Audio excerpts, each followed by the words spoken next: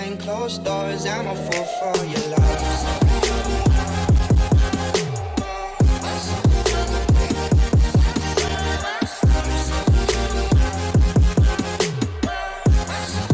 Hi guys, another Geek123 here. So today this video is the start of me going through the development and release of the 3D Sonic games. Starting with the first one, Sonic 3D Blast. So let's get into it. Sonic 3D Blast was also the final Sonic game that was produced to be for the Sega Genesis. Sega had discontinued official support for the Genesis in 1995. But the game was still one of the final games produced for it, since the games for discontinued systems still typically sell 1 to 2 years after the discontinuation of the system. The game's basic concept was made by members of the Sonic team during the development of Sonic the Hedgehog 3 in 1993 and 1994, around about them times of the years. But most of the programming was done by the British studio Traveller's Tales because the Sonic team were still developing Nights into Dreams. According to founder John Burton, Traveller's Tales had finished developing the Toy Story game and wanted to start developing games for 32-bit systems such as the Saturn and PlayStation.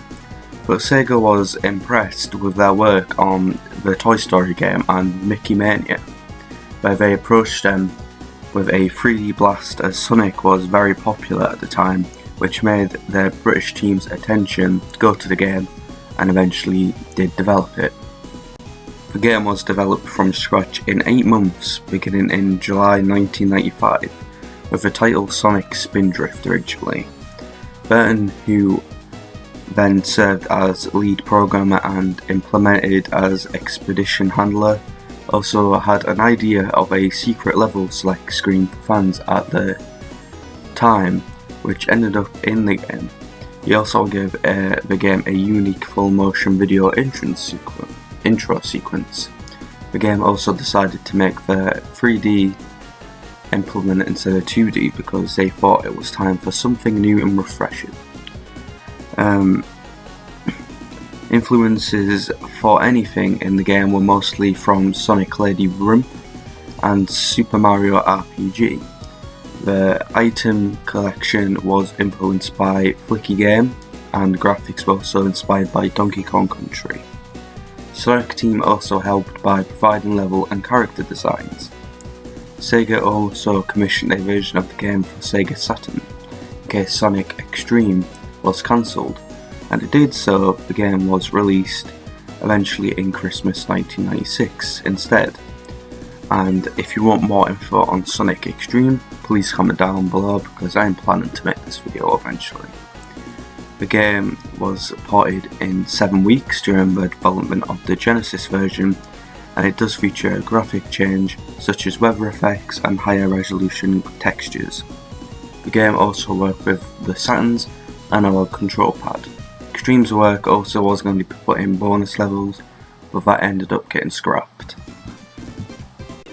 The soundtrack for the Genesis version features 24 songs in total and was composed by Jun Sinmo and Torusuke Mineya, with help from Mazuri Setsuura and Tsuro Okutomo. Sorry if I pronounced them names wrong. The Saturn's version is different and is composed and produced by Richard Jacques and features the song You're My Hero, sang by Debbie Morris, which is played in the credits.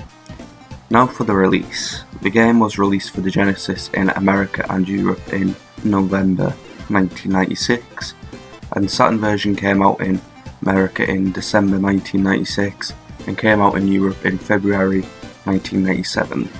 The Genesis version was not physically released, only the Saturn version was released on October 14, 1993, a whole 3 years after the original release.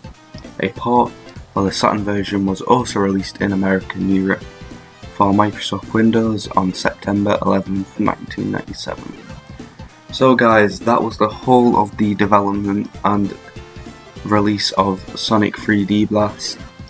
Personally, I played this game about 5 times because I didn't really have Saturn or Genesis. I played mostly the Genesis version, and it's vague memories that I can think back of playing it at, like, I don't know, my auntie's house. I'm not quite sure, but the game, in vague memories, so don't take this as my personal review thing.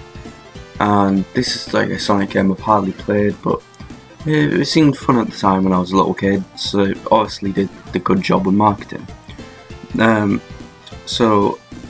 I think the development of this is very interesting, since it was originally meant to be released on something that got discontinued, but then it ended up going on a future generation at the time as well. And if you guys have any more information about the development or the release of this game, please comment down below or go to my most recent tweet at anothergeek1231. And also, when you do go along there, please just generally, if you want to, comment down or go to the tweet and just generally say your opinion on the game, since I haven't got one much to go along with. So thank you guys for watching this video, and peace. Hold up.